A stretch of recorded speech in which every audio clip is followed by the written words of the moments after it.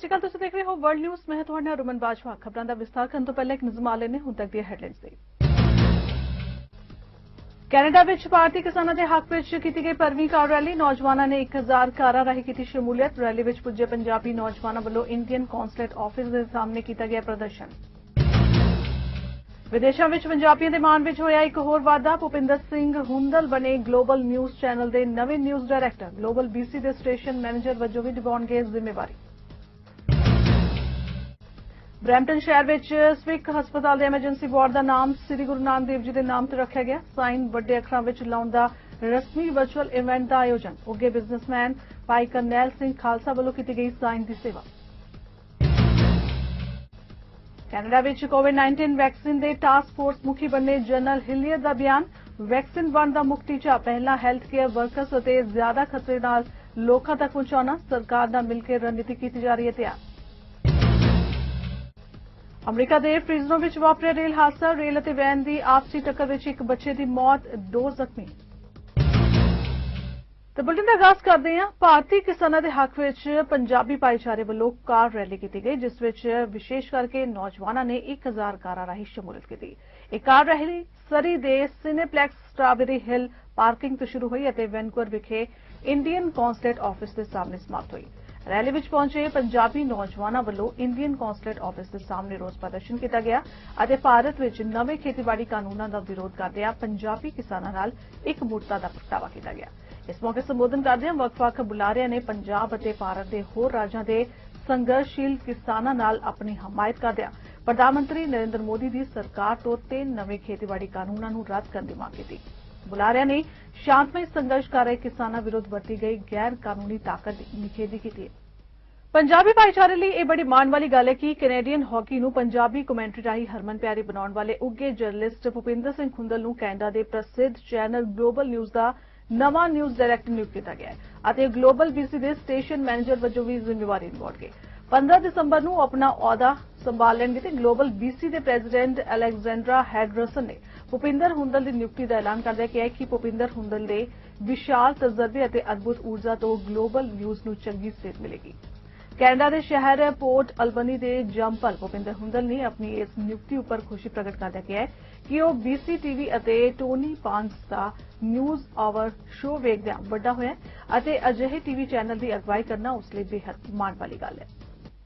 ਤੇ ਗੱਲ ਕਰਦੇ ਹਾਂ ਦੇਸ਼ ਭਰ ਵਿੱਚ ਫੈਲੇ ਕਰੋਨਾ ਵਾਇਰਸ ਦੇ ਪ੍ਰਸਾਰ ਦੀ। ਤਾਂ ਵਾਇਰਸ ਦੀ ਲਾਗ ਦੇ ਪ੍ਰਸਾਰ ਨੂੰ ਰੋਕਣ ਲਈ ਇਸ ਦੇ ਲੱਛਣ ਵਿਖਾਉਣ ਵਾਲੇ ਲੋਕਾਂ ਲਈ ਕੁਆਰੰਟਾਈਨ ਹੋਣਾ ਬਹੁਤ ਮਹੱਤਵਪੂਰਨ ਹੈ। ਇਸ ਸਮੇਂ ਅਮਰੀਕਾ ਵਿੱਚ ਬਿਮਾਰੀ ਨਿਯੰਤਰਣ ਤੇ ਰੋਕਥਾਮ ਕੇਂਦਰ CDC ਕਰੋਨਾ ਵਾਇਰਸ ਦੇ ਸੰਪਰਕ ਵਿੱਚ ਆਉਣ ਤੋਂ ਬਾਅਦ ਅਲੱਗ ਹੋਣ ਵਾਲੇ ਦਿਨਾਂ ਦੀ ਗਿਣਤੀ ਨੂੰ 14 ਦਿਨਾਂ ਤੋਂ ਘਟਾ ਕੇ 7 ਤੋਂ 10 ਦਿਨ ਕਰ ਰਿਹਾ ਹੈ। CDC ਦੇ ਡਾਇਰੈਕਟਰ ਡਾਕਟਰ ਰਾਬਰਟ ਰੈਡਫੀਲਡ ਨੇ ਮੰਗਲਵਾਰ ਨੂੰ ਕਰੋਨਾ ਵਾਇਰਸ ਟਾਸਕ ਫੋਰਸ ਦੀ ਬੈਠਕ ਦੌਰਾਨ ਐਲਾਨ ਕੀਤਾ ਹੈ। ਡਾਕਟਰ ਰੈਡਫੀਲਡ ਨੇ ਉਪ ਰਾਸ਼ਟਰਪਤੀ ਮਾਈਕ ਪੈਂਸ ਅਤੇ ਵਾਈਟ ਹਾਊਸ ਦੀ ਕਰੋਨਾ ਵਾਇਰਸ ਟਾਸਕ ਫੋਰਸ ਨੂੰ ਦੱਸਿਆ ਕਿ CDC ਕਿਸੇ ਵਿਅਕਤੀ ਦੇ ਕੋਵਿਡ-19 ਨਾਲ ਪੀੜਿਤ ਵਿਅਕਤੀ ਦੇ ਨਾਲ ਸੰਪਰਕ ਵਿੱਚ ਆਉਣ ਤੇ ਇਕਾਂਤ ਹੋਣ ਵਾਲੇ ਦਿਨਾਂ ਦੀ ਗਿਣਤੀ ਘਟਾਉਣ ਬਾਰੇ ਜਲਦੀ ਹੀ ਨਵੇਂ ਨਿਰਦੇਸ਼ ਜਾਰੀ ਕਰੇਗਾ। ਇਨ੍ਹਾਂ ਨਵੇਂ ਦਿਸ਼ਾ ਨਿਰਦੇਸ਼ਾਂ ਵਿੱਚ ਵਾਇਰਸ ਪੀੜਿਤ ਨਾਲ ਸੰਪਰਕ ਕਰਨ ਵਾਲੇ ਵਿਅਕਤੀ ਲਈ 7 ਤੋਂ 10 ਦਿਨਾਂ ਲਈ ਅਲੱਗ ਰਹਿਣ ਦੀ ਸਿਫਾਰਿਸ਼ ਕੀਤੀ ਜਾਂਦੀ ਹੈ, ਜਿਹੜੇ ਕਿ ਅਸਲ ਵਿੱਚ ਸਿਫਾਰਿਸ਼ ਕੀਤੇ 14 ਦਿਨਾਂ ਤੋਂ ਘੱਟ ਹੈ।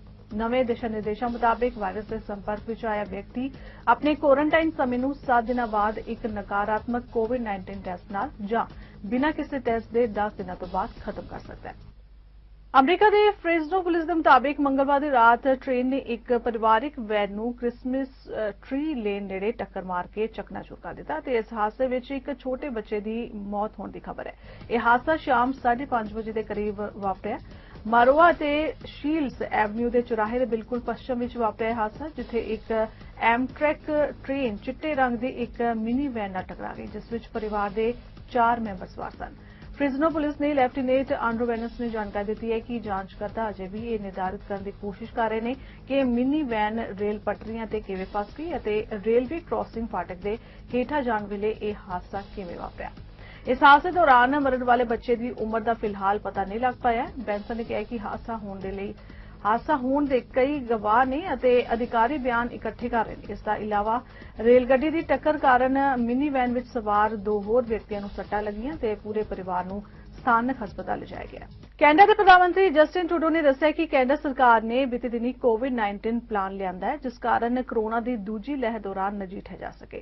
ਉਨ੍ਹਾਂ ਕਿਹਾ ਕਿ ਸਰਕਾਰ ਲਗਾਤਾਰ ਕਰੋਨਾ ਤੋਂ ਬਚਾਅ ਲਈ ਲੋਕਾਂ ਲਈ ਢਾਲ ਬਣ ਰਹੀ ਹੈ। ਇਸ ਤੋਂ ਇਲਾਵਾ ਉਨ੍ਹਾਂ ਨੇ ਕੈਨੇਡਾ ਵਿੱਚ PPE ਕਿੱਟਾਂ ਦੇ ਉਤਪਾਦਨ ਅਤੇ ਰੈਪਿਡ ਟੈਸਟਿੰਗ ਬਾਰੇ ਵੀ ਜਾਣਕਾਰੀ ਦਿੱਤੀ ਹੈ। We presented our government's plan to support Canadians through the second wave of COVID-19 and rebuild a strong, resilient economy. There are lots of important measures to cover, but first, I want to start with fighting COVID-19, because right now, job one remains protecting you and your family. To date, we've secured billions of pieces of PPE, tens of millions of rapid test kits, and signed deals for hundreds of millions of doses of 7 vaccine candidates. Canada now has the most diverse portfolio of any country for vaccines. We're in the right place to have access to safe, effective vaccines as soon as possible. As the co-founder of Moderna said over the weekend, Canada was among the first to pre-order their vaccine doses. We are guaranteed some of Moderna's first batch if the vaccine is safe and approved. Already, Moderna has submitted their candidate for Health Canada review, as have Pfizer-BioNTech and AstraZeneca Oxford. And just yesterday, Johnson & Johnson joined this list as the 4th candidate for Health Canada review. As I outlined on Friday, our government is also working around the clock with the provinces and territories and through the new National Operations Centre on the vaccine rollout. We've invested in everything from freezers to needles to be sure we can reach every Canadian who wants a vaccine, no matter where they live. 8 of every $10 spent in Canada to fight COVID-19 and support Canadians has been spent by the federal government. This includes the investments we've made for PPE, testing, and vaccines. It also includes the historic measures we've rolled out for families, small businesses, young people, and seniors. These are programs that you've relied on to help get you through this crisis, to help put food on your table or afford your rent, to save your small businesses, to keep your job, to make sure we make it through as best as we possibly can all together.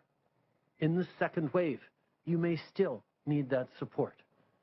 We all remember what happened when the previous government cut support too quickly following the 2008-2009 recession. That will not be our approach.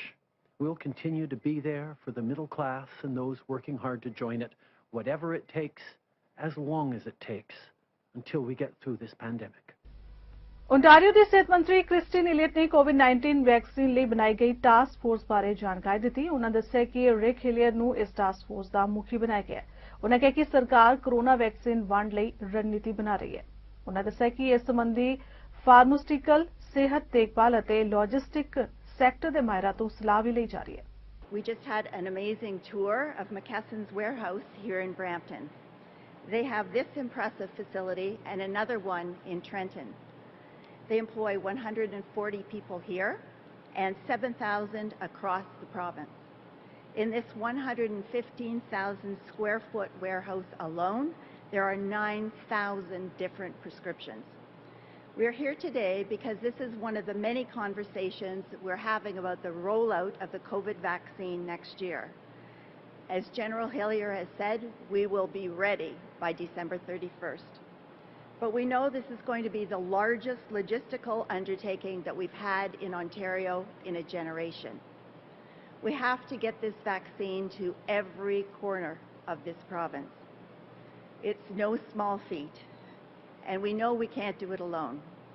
We need the help of businesses and people with the necessary expertise in logistics, technology, patient care, and pharmaceuticals. We will be leveraging the expertise and resources right here in Ontario from both the public and private sectors, who already play an important role in supporting the storage, distribution, transportation, administration, tracking and monitoring of pharmaceuticals, including vaccines, in the province. These partnerships will be essential in supporting the province's large-scale logistical efforts for Ontario's COVID-19 vaccination program led by General Hillier. COVID-19 vaccine ਦੇ task force ਮੁਖੀ general ਹਿਲੀਅਰ ਦਾ ਕਹਿਣਾ ਹੈ ਕਿ ਕੋਵਿਡ-19 vaccine ਵੰਡ ਲਈ ਓਟਾਰੀਓ ਸਰਕਾਰ ਦੀਆਂ ਤਿਆਰੀਆਂ ਜ਼ੋਰਾਂ-ਸ਼ੋਰਾਂ ਤੇ ਚੱਲ ਰਹੀਆਂ ਨੇ ਅਤੇ ਸਰਕਾਰ ਦੇ ਨਾਲ ਮਿਲ ਕੇ ਵੈਕਸੀਨ ਵੰਡ ਦੀ ਰਣਨੀਤੀ ਬਣਾਈ ਜਾ ਰਹੀ ਹੈ। ਉਹਨਾਂ ਕਿਹਾ ਕਿ ਵੈਕਸੀਨ ਵੰਡ ਦਾ ਮੁੱਖ ਟੀਚਾ ਪਹਿਲਾਂ ਹੈਲਥ ਕੇਅਰ ਵਰਕਰਸ ਅਤੇ ਜ਼ਿਆਦਾ ਖਤਰੇ ਵਾਲੇ ਲੋਕਾਂ ਤੱਕ ਪਹੁੰਚਾਉਣਾ ਹੈ ਤਾਂ ਜੋ ਅੱਗੇ ਵਾਇਰਸ ਦੇ ਫੈਲਾਅ ਨੂੰ ਰੋਕਿਆ ਜਾ ਸਕੇ। The prioritization, obviously that's the decision of the leaders of the province of Ontario to make. Clearly, I think we're all agreed that the most vulnerable of our population who get hit first and worse by this terrible virus are right up there. And secondly, those healthcare workers who are obviously often in close contact with people who have COVID-19, therefore run a higher risk of catching it, therefore run a high risk of retransmitting it, are right as the top number one and number two priorities. It's easy to say that, but when you operationalize it and bring it down to you have 50,000 vaccines and you have them available on this day, then you want to be very careful. In some cases, those two priorities, I think, will probably go together. If you do, for example, a long-term care home, it would be silly to me, it seems, to recommend anything else than do the people inside that can be vaccinated, plus the care workers who go in and out of that home each day. And so I think those things will resolve themselves. We want to be ready by 31 December, yes, but we also know that over the next 2 weeks, we're going to do the bulk of our work in getting ready, and then we'll have the details that you've just asked about. When you talk about storage in a facility like this, let me also say thank you to Rebecca and Dimitri and Renee here, and most importantly, the 140 people, 150 people that work here for the incredible work that they do. This is an awesome facility and confirms for me just what private enterprise and private business in Canada can do so well. And all of a sudden, I don't worry about the distribution of a vaccine across the great province of Ontario, because these people do this every single day. And you know, one of the things that we got from this was that every day from this facility, somebody reaches out to with a delivery or a shipment every single pharmacy and health unit in Ontario, every single day. And so I don't worry about the distribution anymore. The storage of the vaccine, I think we'll be able to move the vaccines almost as quickly as we get them so that we don't waste any time between arriving from the producer to going into the arms, being thawed and prepared and going into the arms of those who are waiting to get it. And it seems to me we'll always have more people wanting to get it in those first two priorities than we'll have vaccines for in the first quarter of 2021. And so we're launched. We've got a lot of work going on. We're going to wrap up a lot of that stuff in the next 14 days because we want to be ready, and then we want to exercise that we're ready, and then we want to actually be there to do the job no later than the 31st of December. ਜਿੱਥੇ corona vaccine ਨੂੰ ਲੈ ਕੇ ਲਗਾਤਾਰ Canada ਸਰਕਾਰ ਦੇ ਬਿਆਨ ਸਾਹਮਣੇ ਆ ਰਹੇ ਨੇ, ਉੱਥੇ ਹੀ ਐਨਡੀਪੀ ਆਗੂ ਜਗਮੀਤ ਸਿੰਘ ਨੇ ਕਰੋਨਾ ਵੈਕਸੀਨ ਤੇ ਆਪਣੀ ਪ੍ਰਤੀਕਿਰਿਆ ਦਿੱਤੀ ਹੈ। ਜਗਮੀਤ ਨੇ ਕਰੋਨਾ ਵੈਕਸੀਨ ਦੇ ਪ੍ਰਭਾਵ ਬਾਰੇ ਬਜ਼ੁਰਗਾਂ ਲਈ ਚਿੰਤਾ ਜ਼ਾਹਿਰ ਕੀਤੀ ਹੈ। ਇਸ ਦੇ ਨਾਲ ਹੀ ਉਹਨਾਂ ਕੈਨੇਡਾ ਦੀ ਅਰਥ ਵਿਵਸਥਾ ਬਾਰੇ ਵੀ ਗੱਲਬਾਤ ਕੀਤੀ। So today I raised a question which is really impacting a lot of seniors, the fact that there are, based on the medical experts, about 3 million Canadians that will receive the vaccines in the earliest phase. But based on Canada's census, there's over 4.5 million seniors over the age of 70. So the Prime Minister Trudeau and the Liberal government have to answer the question, which seniors will be receiving the vaccine and which will have to wait? This is clearly an example of why the lack of a plan for the vaccines is exposing a serious weakness in the Canadian government, the Liberal government's response to COVID-19. This is something we're going to continue to push for, that we want to have a clear plan. We want to know that all seniors are going to receive the vaccine and that people who are in the front lines are going to receive the vaccine. There's got to be a better plan, and the Liberals so far have failed. Well, I want to see the plan laid out in its entirety, and I think a couple of elements that of the plan. One, we need to know what it is so that we can then evaluate it, we can make decisions. I've given the example of Australia because Australia right now, you can Google their entire plan, exactly who is going to get the vaccine, what the various scenarios are, if one vaccine is successful and one is not. They've laid it all out so people can take a look at it. That would help us. But I think guiding our decision-making should be heeding the advice of the medical experts, and I've got full confidence in Dr. Tam as one of the leading public health experts in our country. So that's not the question. I'm concerned about the fact that there hasn't been a clear and comprehensive plan laid out, and other countries have done so. That's really my concern. I want to see that plan, and I want to be able to evaluate the entire plan. One part of the plan we do know is that it will be up to the provinces to make decisions about distribution of the vaccine, also decisions about who will receive the vaccine. Do you think the federal government should have an outweighed ability to influence the provinces on what they should do on that front, or do you trust the provinces to make those decisions on their own? Well, I think that we should make sure that the decisions that are being made are following the best advice of the evidence and the science and the public health experts. That should be really the focus, and there should be no debate about that. We should hear from the experts. We should hear the evidence and make an evidence-based decision that the experts are advising. That should be the way we move forward. Whether it's provincial or federal or any other level of government, we should always be making decisions in that way. And when it comes to something as serious as a vaccine, that's what I hope happens, that we're making a decision based on what the best evidence tells us. Mississauga Malton ਦੇ MPP ਦੀਪਕ ਆਨੰਦ ਨੇ ਸੰਸਦ ਵਿੱਚ giving Tuesday ਬਾਰੇ ਗੱਲਬਾਤ ਕੀਤੀ ਹੈ। ਉਹਨਾਂ ਕਿਹਾ ਕਿ ਜ਼ਿੰਦਗੀ ਤੋਂ ਵੱਡਾ ਕੋਈ ਤੋਹਫਾ ਨਹੀਂ ਹੋ ਸਕਦਾ। ਉਹਨਾਂ ਕਿਹਾ ਕਿ ਛੁੱਟੀਆਂ ਦੇ ਮੌਸਮ ਨੂੰ ਯਾਦਗਾਰੀ ਬਣਾਉਣਾ ਚਾਹੀਦਾ ਹੈ। ਇਸ ਤੋਂ ਇਲਾਵਾ ਉਹਨਾਂ ਨੇ ਅੰਗਦਾਨ ਕਰਨ ਲਈ ਵੀ ਲੋਕਾਂ ਨੂੰ ਪ੍ਰੇਰਿਤ ਕੀਤਾ। As per Ontario's Trillium Gift of Life network, each organ donation can save up to 8 lives and enhance up to 75 more through organ donation, through tissue donation. My apologies, Mr. Speaker. Thanks to Amar Karma, a not-for-profit organization from Mississauga Malton that has been working tirelessly to raise awareness on organ donation for over a decade. Unfortunately, still, there are over 1,600 Ontarians on the wait list for organ transplant, and every 3 days someone on that list dies of a preventable death. With a heavy heart, Mr. Speaker, I remind members of a recent tragedy. On November 7, Dante Sebastian Andretta from Brampton, an innocent 12-year-old boy, was hit by a stray bullet and died in a hospital 4 days later. Mr. Speaker, Dante lost his life, but Dante created a legacy that will live on forever. Through organ donation, Dante has gone on to save 9 lives at a tender age of 12 years, who will live their life to the fullest. Dante's heroic legacy and generosity should be a message to 65% of Ontarians that have not registered their consent for organ donation. In Mississauga alone, Mr. Speaker, the registration is only 22%. I urge everyone, please register your consent at bdonor.ca. Your deed will live on. With less people going to Service Ontario, Ontario numbers are further down. Please take 2 minutes, spend those 2 minutes, and you can help others, you can save lives. Let's spread the word and save the lives. Thank you, Mr. Thank you. Canada ਦੇ ਸ਼ਹਿਰ Brampton ਵਿੱਚ ਮੰਗਲਵਾਰ ਸ਼ਾਮ ਨੂੰ ਇੱਕ ਘਰ ਵਿੱਚ ਅੱਗ ਲੱਗੀ, ਜਿਸ ਕਾਰਨ ਇੱਕ ਔਰਤ ਤੇ ਉਸ ਦਾ ਪੁੱਤ ਜ਼ਖਮੀ ਹੋ ਗਏ। ਦੱਸਿਆ ਜਾ ਰਿਹਾ ਹੈ ਕਿ ਨਵਾਦਾ ਕੋਰਟ ਦੇ ਬੋਵੇਡ ਡਰਾਈਵ ਈਸਟ ਅਤੇ ਨੌ ਸਮਿਥ ਸਟਰੀਟ ਤੇ ਸਥਿਤ ਇੱਕ ਘਰ ਵਿੱਚ ਸ਼ਾਮ ਦੇ ਸਮੇਂ ਅੱਗ ਲੱਗੀ ਅਤੇ 2 ਵਾਰ ਅਲਾਰਮ ਵੱਜੇ।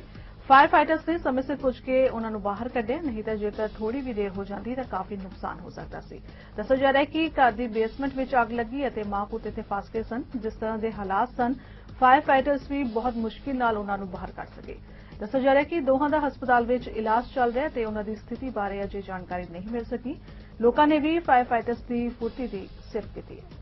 ਕੈਨੇਡਾ ਦੇ ਨਿਊ ਬ੍ਰੈਸਵਿਕ ਜਨਤਕ ਸਿਹਤ ਵਿਭਾਗ ਨੇ ਦੱਸਿਆ ਕਿ ਇੱਥੇ ਕਰੋਨਾ ਦੇ 7 ਹੋਰ ਮਾਮਲੇ ਸਾਹਮਣੇ ਆਏ ਨੇ ਅਤੇ ਇਸ ਕਾਰਨ ਸੂਬੇ ਵਿੱਚ ਕਰੋਨਾ ਦੇ ਸਰਗਰਮ ਮਰੀਜ਼ਾਂ ਦੀ ਗਿਣਤੀ 116 ਹੋ ਗਈ ਹੈ।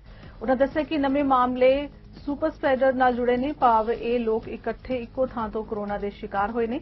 ਨਵੇਂ ਮਾਮਲਿਆਂ ਵਿੱਚੋਂ 4 ਜ਼ੋਨ 2 ਅਤੇ 3 ਜ਼ੋਨ 3 ਨਾਲ ਸੰਬੰਧਿਤ ਨੇ। ਸੂਬੇ ਵਿੱਚ ਹੁਣ ਤੱਕ 508 ਲੋਕ ਕਰੋਨਾ ਦੇ ਸ਼ਿਕਾਰ ਹੋ ਚੁੱਕੇ ਨੇ, ਜਿਨ੍ਹਾਂ ਵਿੱਚੋਂ 385 ਲੋਕ ਸਿਹਤਯਾਬ ਵੀ ਹੋ ਚੁੱਕੇ ਨੇ। ਸੂਬੇ ਵਿੱਚ ਕਰੋਨਾ ਕਾਰਨ 7 ਲੋਕਾਂ ਦੀ ਜਾਨ ਚਲੀ ਗਈ ਹੈ। ਇਸ ਸੂਬੇ ਨੂੰ ਕਾਫੀ ਸੁਰੱਖਿਅਤ ਮੰਨਿਆ ਜਾ ਰਿਹਾ ਸੀ, ਪਰ ਕਰੋਨਾ ਇੱਥੇ ਵੀ ਪੈਰ ਪਸਾਰਦਾ ਹੋਇਆ ਨਜ਼ਰ ਆ ਰਿਹਾ ਹੈ। ਲਗਭਗ 1,26,678 ਲੋਕਾਂ ਦਾ ਕਰੋਨਾ ਟੈਸਟ ਹੋ ਚੁੱਕਾ ਹੈ। ਮੰਗਲਵਾਰ ਨੂੰ ਡਾਕਟਰ ਜੈਨੀਫਰ ਰੂਸੇਲ ਨੇ ਦੱਸਿਆ ਕਿ ਸੈਨ ਜੋਨ ਖੇਤਰ ਵਿੱਚ ਕਰੋਨਾ ਦੇ 60 ਮਾਮਲੇ ਹੋਰ ਸਾਹਮਣੇ ਆ ਸਕਦੇ ਨੇ ਤੇ ਇਹਨਾਂ ਲੋਕਾਂ ਦੇ ਟੈਸਟ ਕੀਤੇ ਜਾਣੇ ਨੇ। ਇਸ ਸਮੇਂ ਸਰਗਰਮ ਕਰੋਨਾ ਮਾਮਲਿਆਂ ਵਿੱਚੋਂ 80% ਇਸ ਖੇਤਰ ਦੇ ਮਰੀਜ਼ ਹੀ ਨੇ। ਦੱਸਿਆ ਜਾ ਰਿਹਾ ਹੈ ਕਿ ਇੱਥੇ ਇੱਕ ਸਮਾਗਮ ਵਿੱਚ 34 ਲੋਕਾਂ ਨੇ ਹਿੱਸਾ ਲਿਆ ਸੀ ਅਤੇ ਲੋਕ ਹੋਰ 26 ਲੋਕਾਂ ਨੂੰ ਮਿਲੇ ਸਨ। ਇਸ ਲਈ ਇਹਨਾਂ ਸਭ ਨੂੰ ਆਪਣੇ ਲੱਛਣਾਂ ਦੀ ਨਿਗਰਾਨੀ ਕਰਨ ਲਈ ਕਿਹਾ ਗਿਆ। ਕੌਮਾਂਤਰੀ ਨਿਵੇਸ਼ ਨੂੰ ਹੱਲਾਸ਼ੇਰੀ ਦੇਣ ਤੇ ਓਟਾਰੀਓ ਦੇ ਕਾਰੋਬਾਰਾਂ ਲਈ ਨਵੇਂ ਮੌਕੇ ਤਿਆਰ ਕਰਨ ਲਈ ਓਟਾਰੀਓ ਸਰਕਾਰ ਵੱਲੋਂ ਦਸੰਬਰ ਵਿੱਚ ਭਾਰਤ ਨਾਲ ਵਰਚੁਅਲ ਮਿਸ਼ਨ ਲਾਂਚ ਕੀਤਾ ਜਾ ਰਿਹਾ ਹੈ। ਇਸ ਮਿਸ਼ਨ ਦੀ ਅਗਵਾਈ economic development, job creation and trade ਮੰਤਰੀ ਵਿਕ ਫ੍ਰੈਡਲੀ ਵੱਲੋਂ ਕੀਤੀ ਜਾਏਗੀ। 1 ਸਾਲ ਪਹਿਲਾਂ ਭਾਰਤ ਲਈ ਪ੍ਰੋਵਿੰਸ ਦੇ ਮਿਸ਼ਨ ਦੀ ਸਫਲਤਾ ਤੋਂ ਬਾਅਦ ਹੀ ਇਹ ਫੈਸਲਾ ਲਿਆ ਗਿਆ ਹੈ। ਪਹਿਲਾਂ ਵਾਲੇ ਮਿਸ਼ਨ ਵਿੱਚ ਓਨਟਾਰੀਓ ਦੀਆਂ ਕੰਪਨੀਆਂ ਦੀਆਂ ਭਾਰਤ ਦੀਆਂ ਕੰਪਨੀਆਂ ਨਾਲ ਲਗਭਗ 150 ਬਿਜ਼ਨਸ ਮੀਟਿੰਗਾਂ ਕੀਤੀਆਂ ਗਈਆਂ, ਜਿਸ ਦੇ ਸਕਾਰਾਤਮਕ ਨਤੀਜੇ ਦੇਖਣ ਨੂੰ ਮਿਲੇ। ਫ੍ਰੈਡਲੀ ਨੇ ਆਖਿਆ ਕਿ ਇਸ ਔਖੀ ਘੜੀ ਵਿੱਚ ਵੀ ਅਸੀਂ ਦੁਨੀਆ ਨੂੰ ਇਹ ਦਿਖਾਉਣਾ ਚਾਹੁੰਦੇ ਹਾਂ ਕਿ ਓਨਟਾਰੀਓ ਅਜੇ ਵੀ ਕਾਰੋਬਾਰ ਅਤੇ ਰੋਜ਼ਗਾਰ ਲਈ ਆਪਣੇ ਸਾਰੇ ਬਦਲ ਖੁੱਲ੍ਹੇ ਰੱਖ ਕੇ ਚੱਲ ਰਿਹਾ ਹੈ। ਓਨਟਾਰੀਓ ਵਿੱਚ ਤਿਆਰ ਵਸਤਾਂ ਦਾ ਦੁਨੀਆ ਵਿੱਚ ਕੋਈ ਸਾਨੀ ਨਹੀਂ ਅਤੇ ਦੁਨੀਆ ਭਰ ਵਿੱਚ ਉਹਨਾਂ ਨੂੰ ਚੰਗੀ ਮਾਨਤਾ ਹਾਸਲ ਹੈ। ਇਸ ਲਈ ਉਹਨਾਂ ਦਾ ਪ੍ਰੋਵਿੰਸ ਨਿਵੇਸ਼ ਤੇ ਕਾਰੋਬਾਰ ਦੇ ਪ੍ਰਸਾਰ ਲਈ ਬਿਹਤਰੀਨ ਥਾਂ ਹੈ। ਇਸ ਵਰਚੁਅਲ ਦੌਰੇ ਨਾਲ ਉਹਨਾਂ ਦੀ ਸਰਕਾਰ ਭਾਰਤ ਦੀਆਂ ਮਾਰਕੀਟਸ ਅਤੇ ਭਾਈਵਾਲੀ ਵਿਕਸਿਤ ਕਰਨੀ ਜਾਰੀ ਰੱਖ ਸਕੇਗੀ। ਇਸ ਨਾਲ ਉਹਨਾਂ ਨੂੰ ਜਲਦ ਤੋਂ ਜਲਦ ਰਿਕਵਰੀ ਹੋਏਗੀ ਅਤੇ ਉਹਨਾਂ ਦਾ ਪ੍ਰੋਵਿੰਸ ਜਲਦ ਮੁੜ ਖੁਸ਼ਹਾਲ ਹੋਏਗਾ। ਫ੍ਰੈਡਲੀ ਨਾਲ ਓਨਟਾਰੀਓ ਦੀਆਂ 13 ਟੈਕ ਕੰਪਨੀਆਂ ਦਾ ਵਫਦ ਭਾਰਤ ਤੇ ਸਾਊਥ ਏਸ਼ੀਆ ਦੀ ਸਭ ਤੋਂ ਵੱਡੀ ਡਿਜੀਟਲ ਅਤੇ ਟੈਕਨੋਲੋਜੀ ਫਰਮ ਨਾਲ ਰਾਬਤਾ ਕਾਇਮ ਕਰੇਗਾ। ਇਸ ਨਾਲ ਦੋਹਾਂ ਦੇਸ਼ਾਂ ਵਿਚਾਲੇ ਨਿਵੇਸ਼ ਤੇ ਕਾਰੋਬਾਰ ਦੇ ਨਵੇਂ ਮੌਕੇ ਪੈਦਾ ਹੋਣਗੇ ਅਤੇ ਭਾਈਵਾਲੀ ਤੇ ਸਾਂਝ ਵਧੇਗੀ।